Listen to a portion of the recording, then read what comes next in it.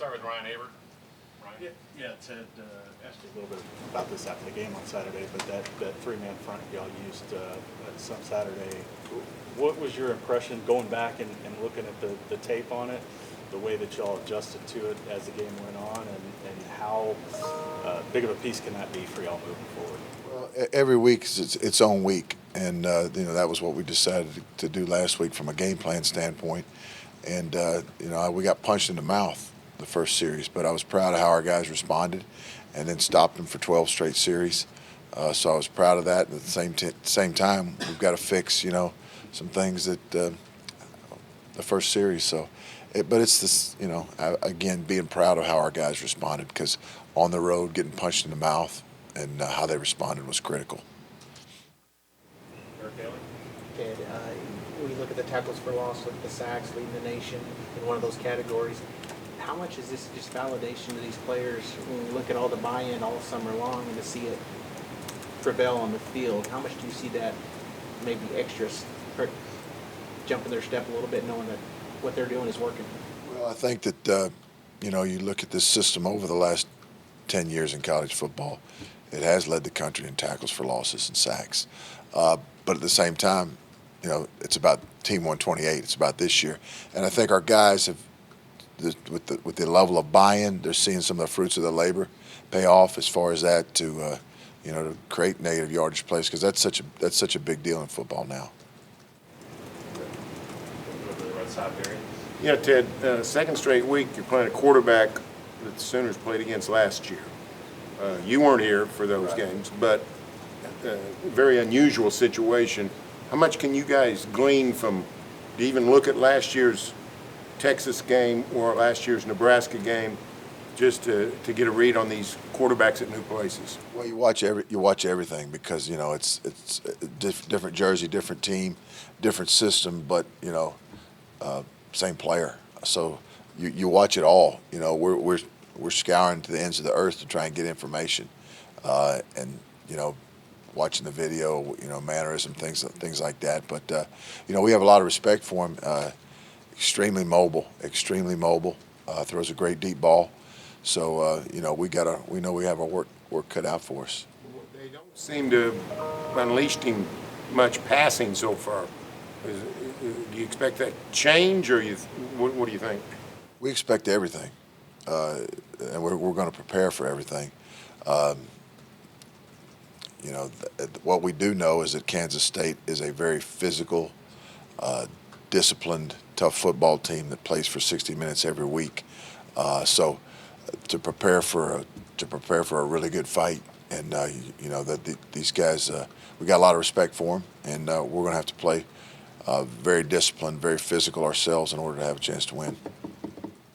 Stay on the right side, Justin. You mentioned scouring and to put together the film on these guys. Who are some guys maybe behind the scenes that help out with that process of getting that scouting report done? Well, it's a combination of a lot of folks, and that thing about working here under Coach Venables is that everybody and everybody's role is appreciated and valued.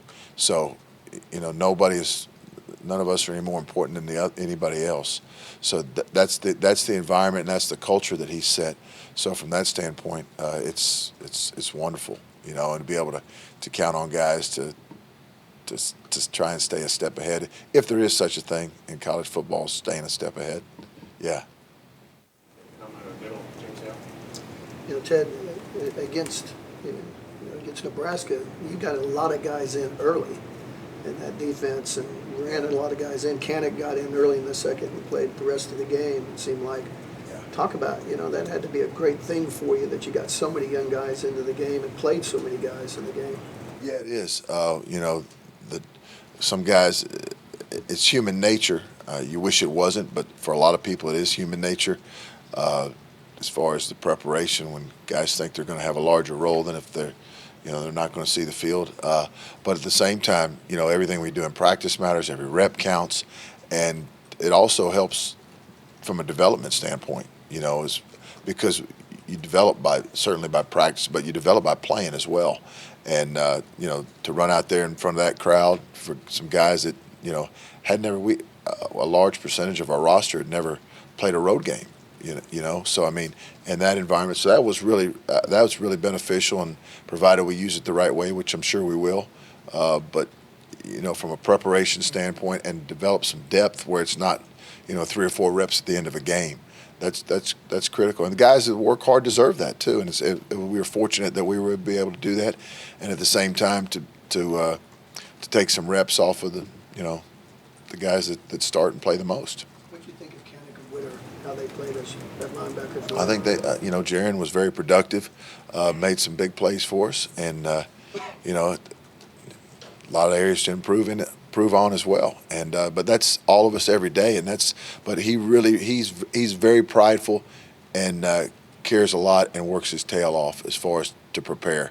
And I have a lot of respect for Jaron, and he's going to be a really good player here before he leaves Oklahoma. And as far as Shane, you know, Shane came back and played fast, you know, and Shane can run, and you know, to be able to build reps with Shane as well, because he hasn't played that much during the course of his career. So to be able to gain more and more quality reps, that's, you know, you can't put a price tag on that. On down the line, Eli. Yeah, on a similar note, I know you guys were confident in the unit coming into the year, but is there anywhere in those first 2 weeks where the depth has surprised you and the ability, not just to get these guys in there, but for them to produce when they are? I don't know if surprise is the right word. I've been pleased that that's been able to happen. You know, very pleased. Anytime you're in a situation where you can do that, that's very fortunate, because again, you know, you're a developmental program as far as developing your players to give them chances to get out there and play and compete. So no, I don't know. Surprise. Again, I think that we're fortunate that we've been able to do that. I guess then if you're pleased, what has allowed that to be the case? What's made that happen? Well, when we've got out ahead in some games, and you know, had a chance to do that, fortunately.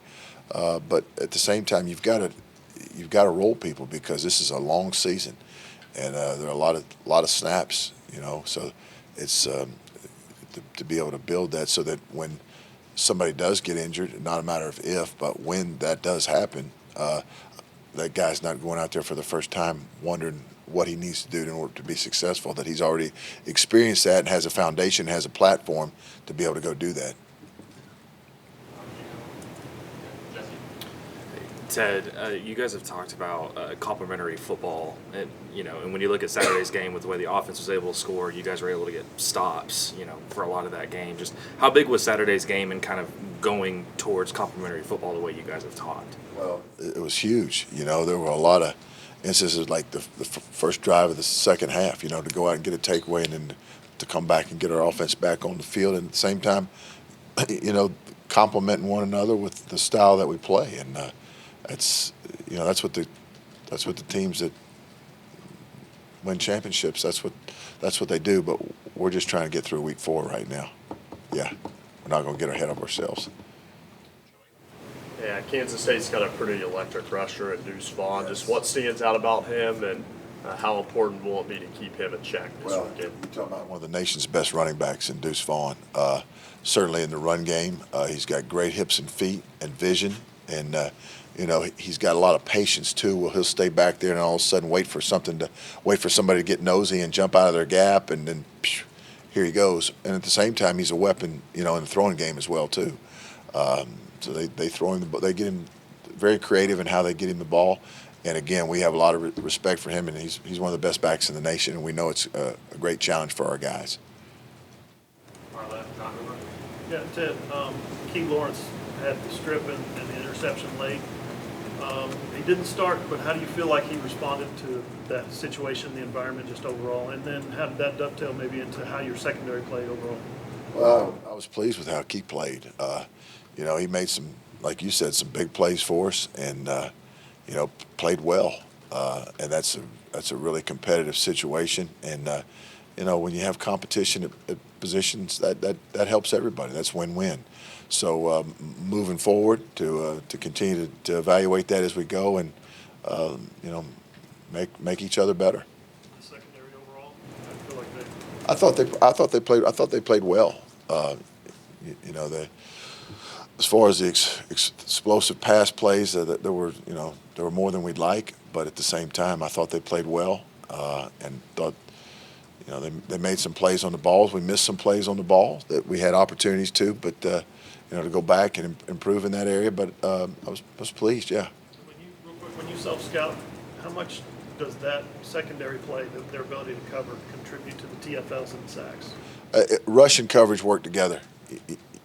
When guys have to hold on to the quarterbacks have to hold on to the ball longer, it gives your rush a chance to work when you're playing great coverage. And at the same time, sometimes your rush complements the coverage. So it's a complementary relationship there between rush and coverage. And sometimes when you drop 8, they're going to have longer to throw it. So your coverage has got to let the 3 guys that are rushing, work. And at the same time, when you bring pressure, hey, you got to help the coverage out. You got to get home. So it goes hand in hand. Sure. Coach, you mentioned the 12 series where your team was able to keep them off the scoreboard. Did you learn anything new about your guys? Because human nature might suggest that got a big lead like that, maybe on defense, you slack off a little bit, or maybe you give up bigger plays because the game's, for all intents and purposes, almost over with the backups.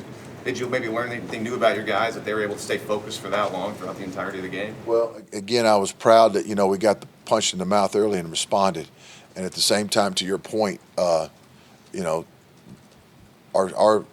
expectation is that we play to a standard here. We don't play to a scoreboard. We play to a standard. And, we don't want guys watching the scoreboard. We want guys thinking about what they're supposed to do, how they're supposed to do it, and the way that they're supposed to do it. And, I was just as proud of the older guys when the younger guys got in, that they were behind the bench going over the corrections with them or the adjustments. So, again, staying fully engaged, and that's the culture here set by Coach Venables.